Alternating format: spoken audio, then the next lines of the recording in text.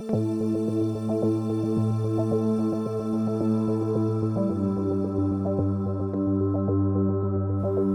you travel through the land between, the heart is in danger. Now, I got a question. What happened to Moses? I mean, all these people are screaming, give us meat to eat. Where's Moses during this time? Because he's steady, right? I mean, he's stable. He's the rock, right? Right? The rock is about to crack.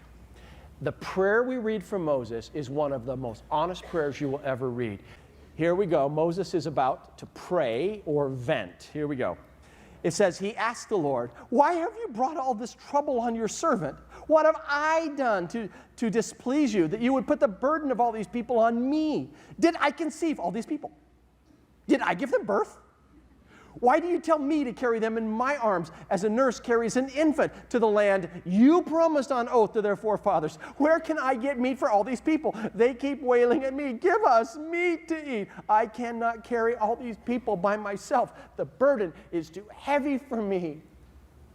I can't carry this anymore. The burden is too heavy for me. Listen, the land between is fertile ground for complaint. The land between is also fertile ground for meltdown. For emotional meltdown. And if you think the word meltdown is too strong for what Moses is experiencing, check out verse 15 where he says, if this is how you're going to treat me, put me to death right now. Remember, he didn't want this job to begin with. Is it just me or is he having a bad day? He is exhausted. He is beyond exhausted. He is emotionally spent. You ever had the experience of like carrying a washing machine up a couple flight of stairs? And your fingers start to numb out and your forearms get tired and all of a sudden it starts to slip a little bit. That's where Moses is with this responsibility. For Moses, this isn't like carrying a baby across the desert. He feels like he's trying to carry a Buick across the desert. And he goes, this is too heavy. I can't carry this anymore. Man, I think about the couple that's been through medical test after medical test after medical test, and there's still no clear diagnosis. The doctors are confused. More tests are scheduled. And there just comes a point where the wife just kind of breaks and goes, this is too heavy. I can't carry this anymore. I think of the mom walking through the family room, and she looks over, and there's a 10-year-old family photo, and she picks it up and looks at it, and there is her, at the time, 7-year-old daughter, and the daughter's happy, and the daughter is alive, and there's just this smile and this laughter. That 17-year-old is now 17, and her daughter is angry and bitter and defiant. The mom just looks at the picture and goes, where did my baby go? Where did that happy kid go? And there's this breaking point where she goes, this is too heavy. I can't carry this anymore. I heard the voice of a guy who's been, it took him 12 years to build this company, and it has dissolved in 12 months. He's staring at a stack of invoices on his desk. There's just this breaking point where he goes, this is too heavy. I can't carry this anymore. That's where Moses is. The land between is fertile ground for meltdown. He is toasted. He is exhausted. He is spent. And now God speaks into the situation. Verse 16, the Lord said to Moses, bring me, and there's a number here, bring me 70 of Israel's leaders who are known to you as elders, who are known to you as leaders and officials among the people. Have them come with you to, and there's this place he mentions here, the tent of the meeting, that they may stand with you there. I love that because in the Lord's words to Moses, he uses the same image that Moses used in his rant.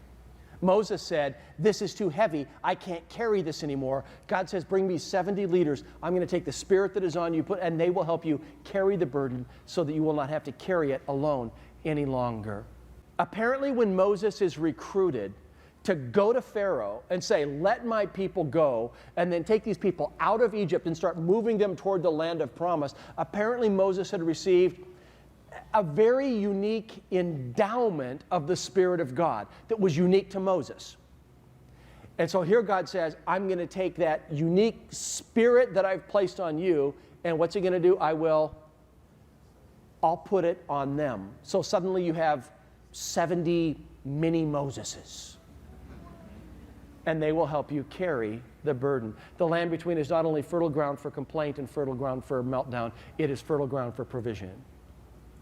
God provides for his worn out, beat up leader. I love that. And I don't know how God will provide for you. Some of you today, you find yourself in a season of depression. You don't know how you got into this valley. You don't know how you're going to get out of it. You just know that things are really, really dark in your life right now, and they have been for some time. God may provide for you by pulling you out of this valley of depression. It is also possible that God may provide for you by sustaining you as long as you're in this valley.